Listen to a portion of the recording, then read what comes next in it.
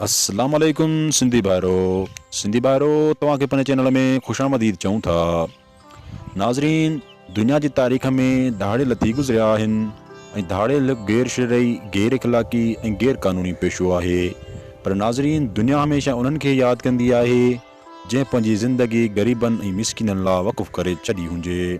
नाज़रीन, दहाड़ियल त दुनिया में मौजूदु आहिनि, पर नाज़रीन दहाड़ियल बि उहो जंहिंजो वॾा नंढा त छा पर माइरूं पंहिंजे नंढड़नि ॿारनि खे चवनि त वियो अचे थो परू चांडियो त उहे चुप करे वेही रहनि।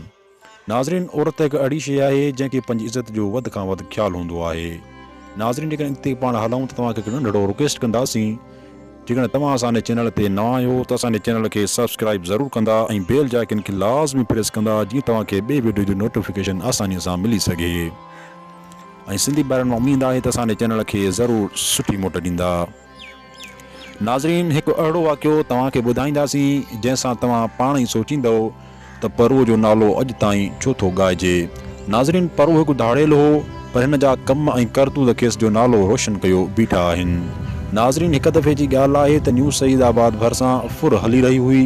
कई गाॾियूं रोडनि ते बीठियूं हुयूं ऐं उन्हनि रोडनि दौरान क्लीनर पंहिंजे पैसेंजरनि खे चयो त बाबा दहाड़ियल बीठा आहिनि, फुर हली रही आहे, कंहिं बि का मज़ाहमत कई त उनजो ज़िम्मेवारु पाण हूंदो।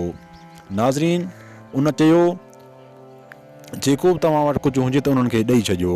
ऐं थोरो ई टाइम गुज़रियो त हिकु माण्हू बस अंदरि दाख़िल थियो ऐं अजरक वेड़े चवणु लॻो त जंहिं वटि जेको बि कुझु आहे सभु ॿाहिरि कढो ऐं अजरक में विझो ऐं पैसा, सोन, ॿियूं शयूं अजरक में विझो।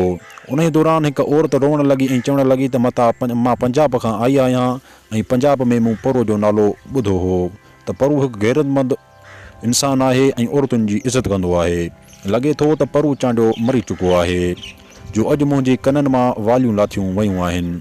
नाज़रीन, एतिरी देरि गुज़री त हिकु ॿियो माण्हू हाज़िर थियो ऐं चयाईं कहिड़ी औरत दाह कई आहे। उन चयो त मां दाह कई आहे। उन चयो त मां यहाँ परल चांडियो ऐं पंहिंजे साथीअ खे सॾु कयो त मोट पोइते ऐं अजरक जी पुठारा खे विच ते रख ऐं जंहिं बि जेको बि सामान आहे उहो खणे ऐं चयाईं त अॼु बि परू ज़िंदा आहे ऐं औरतुनि जी इज़त कंदो आहे ऐं उन्हनि जो परू चांडे जो इहा ख़ूबी आहे त हू औरतुनि जी अवल इज़त कंदो आहे। नाज़रीन, कुझु देरि गुज़री त 3 फायर थिया ऐं क्लीनर भॼी अची बस में सुवार थियो ऐं चयाईं त जंहिं औरत खां चूड़ियूं वालनि मां वालियूं, कननि मां वालियूं लाथियूं, उन ईअं परूअ चांडे उन दहाड़ियल खे क़तलु करे छॾियो। नाज़रीन, इहा थी मालूमात जे वक़्तु तव्हां सां शेयर कई। उमेद कयूं त तव्हांखे बिल्कुलु पसंदि आई हूंदी। नाज़रीन, तव्हांखे ॿीहर रिक्वेस्ट कयूं था, जेकॾहिं तव्हां असांजे चैनल ते नवां आहियो त असांजे चैनल खे ज़रूरु सब्सक्राइब कंदा ऐं बेल जे आइकन खे लाज़मी प्रेस कंदा। सिंधी भाइरो, तव्हांजी महिरबानी।